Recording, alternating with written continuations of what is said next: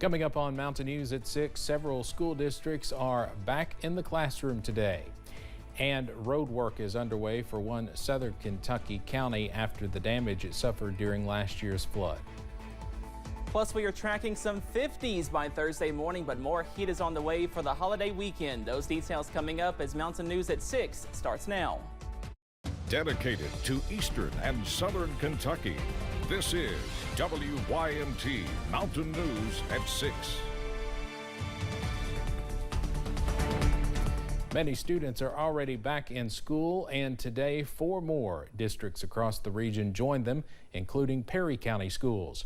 Robinson Elementary and Buckhorn started their second year together at the old A.B. Combs building. WYMT's Olivia Calfee was there for the first day. As Buckhorn School and Robinson Elementary students enter their second year together. I was a little bit nervous, but yes, I was excited too. Just seeing all my friends, all the teachers, they're amazing. You just know everybody. They are feeling a little bit of everything, saying the first day is always something to look forward to. Just getting back to a routine and seeing all my friends that I haven't seen all summer long. Well, I was just glad to get back in here and see some of my friends. And as students from both schools walked under this awning into their school building, they tell me it's their tight-knit community that has gotten them through the last year and will continue to get them through this one. You know, we're a family here at Buckhorn, so it's good to kind of get back in there around all these people you grew up around. We're still all together, you know, we're not separated, that we all found a place like after the flood. Buckhorn Principal Jennifer Day says they have a lot to be thankful for, but being separated was always a fear. You know, with all the flood, we thought we were going to get separated, so we've been blessed to stay together. And we're like a family here, so we love that our students are able to spend another year with us as their first day, and we can't wait to get back to our new school. And Robinson Principal Jamie Fugit says even though they are not in their original building for the second year, many things have remained the same. We've took a lot of our traditions that we had from Robinson. We've basically just brought our staff, brought our community here. So I mean, this is a temporary home. We're making the best of it. And as students remain excited, they will continue looking ahead. We got sports back and seeing teachers. And Probably 8th grade trip. Because the best is yet to come. In Perry County, Olivia Calfee, WYMT Mountain News. Both Robinson Elementary and Buckhorn School combined in the old A.B. Combs building after their schools were flooded last July.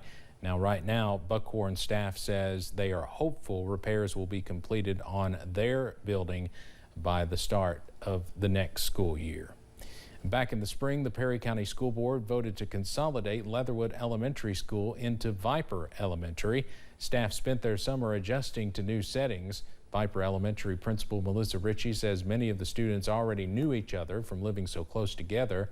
She says in the past, some students joined their sports teams, making the adjustment easier. The last few years, several of the students from Leatherwood have joined our basketball team, our volleyball team, soccer team. So it's not a brand new concept for many. And we live so close. I mean, there's a lot of us that are kin, you know, already. Ritchie says the tight-knit community has made the transition easier. She says she's excited for the school year as it marks a new beginning. We'll have more about this tonight at 11.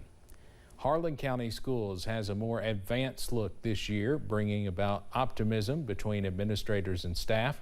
WYMT's Chandler Wilcox tells us what completed projects are giving students a new feel when they go to school. It is a busy time for Harlan County Schools, beyond classes just starting up. So we're doing upgrades at 7 of our schools right now. Most of that's finished. Harlan County Schools has 32 new buses, all with a new and important feature for students. All of the buses are equipped with air conditioning. They learn better. If kids are comfortable, the learning, the instruction is going to be received much better. The buses are also equipped to handle tough roads in the area. We don't have any buses that are older than 2017 on the road, so I'm really proud of that. That's a long-term investment, pay great dividends for our schools for years to come. Another long-term investment is the Harlan County Schools Police Department, After a year of building, each school now has a school resource officer. We have 6 full-time officers with Harlan County Schools Police Department, and then myself, and we have our Safe Schools Coordinator. Cope says students embrace the officers. When they're comfortable coming with that officer, if they've got information, the parents are very appreciative that someone is there. Some students even get a badge, naming them a junior officer. In Harlan County, Chandler Wilcox, WYMT Mountain News. Superintendent Brent Roark also says they are improving their HVAC systems in each school. COVID cases are climbing in many counties. The Lexington-Fayette County Health Department says last week there were 264 lab-confirmed COVID cases there. At the start of the month, there were just 106. COVID, along with other illnesses, forced some school districts to be closed at some point last week, such as Lee County, Magoffin County, and Jenkins Independent. Now, many local officials are looking at how they can prevent more outbreaks. First and foremost, the most effective way to decrease the transmission of disease is to wash your hands. Secondly, if you do not feel well, stay home. Whether it's COVID, RSV, or the flu, officials say it's important to stay up to date on the spread of illnesses in your area. Since the start of this month, there have been more than 14,000 COVID cases. This is information from the Kentucky Cabinet for Health and Family Services. Take a look at your screen. You can see where some of the darker shaded areas of green, those indicate counties that have a greater amount of cases. Pike County has the greatest number of cases in our region with a little more than 350 as of today. Laurel County is next with nearly 330 cases.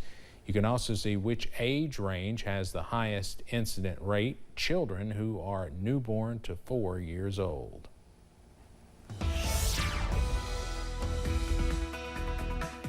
We are tracking some gloomy weather into your Monday evening. Here's a live look at First Alert Pinpoint Doppler. For most of us, we are dry. We are tracking a heavier downpour not too far away from Pennington Gap in Lee County, Virginia. But for most of us, we are dry but cloudy at this hour. And the big story, those temperatures are below average. Thanks to the clouds, also the showers. And here's a live look from Buffalo Mountain. Check out how foggy it is back in the distance. It is very gloomy. Definitely a Monday here. That current temperature in Perry County at 70 degrees. And most of us in the middle to lower 70s, about 10 degrees below average. We should be near 84, 75 in Jackson, 76 in London, and 73 over in Whitley County at this hour. So we are well below average. If you have any plans to maybe go out to some dinner tonight, those temperatures do stay in the 70s, watching out for that gloomy weather to continue, but more showers on the way by Tuesday before a stretch of drier weather. Those details coming up in just a few minutes. Steve?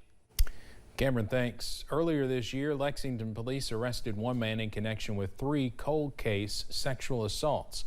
They say DNA testing helped them close those cases. The executive director of the Attorney General's Office of Victims Advocacy says there were almost 4,600 unsubmitted sexual assault kits in Kentucky due to long-standing issues. But now with grant funding, law enforcement agencies across the state test and review every single one of the previously unsubmitted kits. So with a lot of these cases, these offenders do not just offend one time. They're often repeat offenders. KSB says that was the case of one man who was accused of sexually assaulting 3 women in Lexington between 2009 and 2016. DNA tested in 2019 eventually led police to George Wayne Aldridge, who was arrested in February. Aldridge is also linked to another sexual assault back in 2005. It is still not too late for flood victims to participate in a home buyout program. The Natural Resources Conservation Service Emergency Watershed Protection Home Buyout Program is still underway. The sign-up was extended until September 30th. This is for anyone in Breathitt, Perry, Knott, and Letcher counties with first floor impacts from the July 2022 flood. You can always reach out to the Perry County Conservation District office to get more information and make application no matter which one of the 4 counties that you're in. Any questions that you have, we will address, and we want you to put in an application to see if you qualify so we can help you to get to safer ground within one of the 4 counties or someplace else you may wish to live. You can learn much more about this program tonight at 7 o'clock on Issues and Answers. Road construction is underway in Whitley County. The county is currently working on 8 projects involving repairs to roads that were damaged during last year's flood. After repairing the worst section of Dahl Road, construction workers began working on the 2 slides on that road today. The projects have been going on for about a year, and project director Amber Owen says it's encouraging to see progress being made.